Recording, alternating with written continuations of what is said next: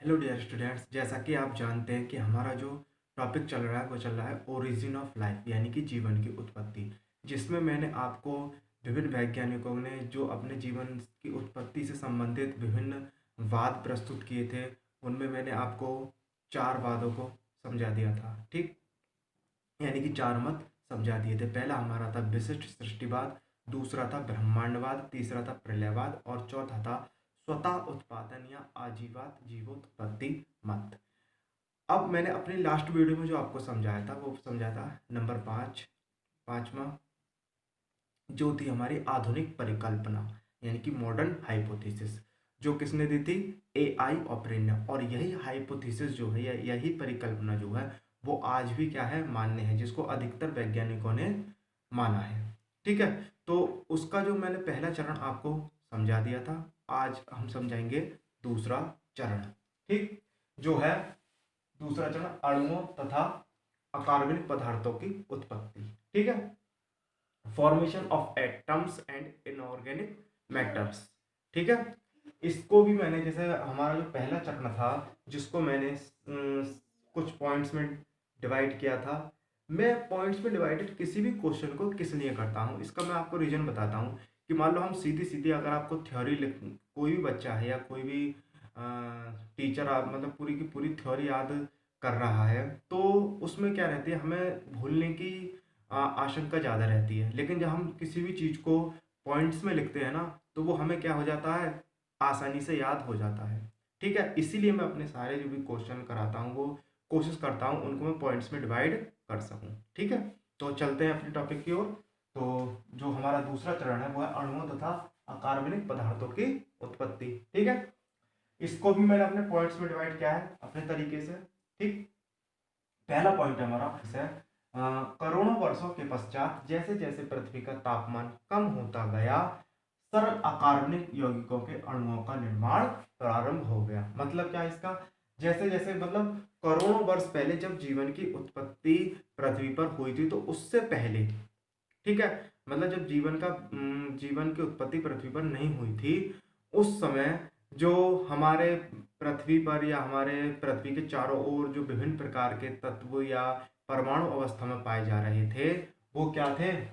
पृथ्वी का तापमान जैसे जैसे कम होता चला गया, उन सरल अकार्बनिक पदार्थ जो परमाणु अवस्था में थे वो किस में आ गए? अब अणुओं का अवस्था में, यानी कि अणु अवस्था में आ गए। जैसे हम मान लें H+H आपस में मिलकर क्या बन गया? H2। ठीक है, दूसरा पॉइंट है, इस प्रकार बने यौगिकों में अधिकांश यौगिक ठोस अवस्था में थे जिन्होंने पृथ्वी के स्थलमंडल का निर्माण किया। अब इन यौगिकों में सबसे ज्यादा जो अधिकांश यौगिक जो थे वो कैसे थे? ठोस अवस्था में। जिसने ठोस अवस्थाओं में, मतलब जो ठोस तत्व या यौगिक थे, वो आपस में मिलकर क्या बन गए? उन्होंने हमारे स्थलमंडल का निर्माण किया। ठीक,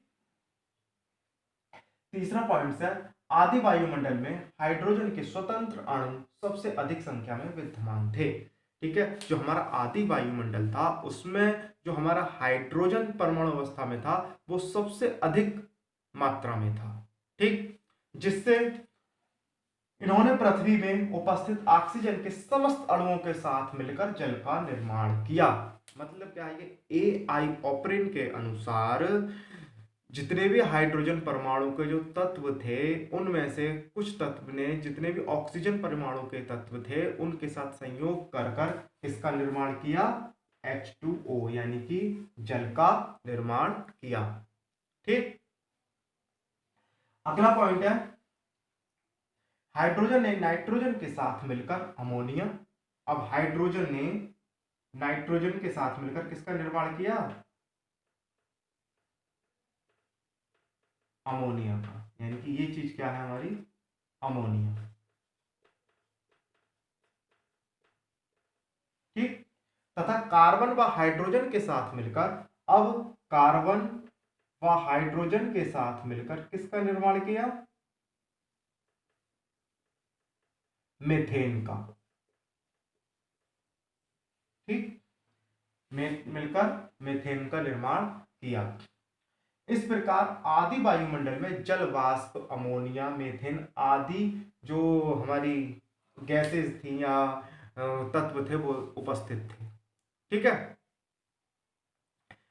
अब इसमें से आपको कोई भी टॉपिक समझ में नहीं आया है तो आप मुझे कमेंट करके बता दीजिए। ठीक है, वो मैं आपको समझाने का प्रयास करूंगा। लेकिन आज एक न्यूज़ और है जो मैं आपको बताना चाहता हूं कि अब हमारी जो नेक्स्ट वीडियो आएगी उसमें मैं जो बच्चे कम्पिटिटिव एग्जाम की तैयारी कर रहे हैं उनके लिए मैं डेली के डेली 5 या 7 क्वेश्चन इंपोर्टेंट जो भी कंपटीशन में आने की संभावना होगी उनकी, वो जूलॉजी या बॉटनी से संबंधित मैं उनको डेली 5 क्वेश्चन या 7 क्वेश्चन समझाया करूंगा और लिखाया करूंगा।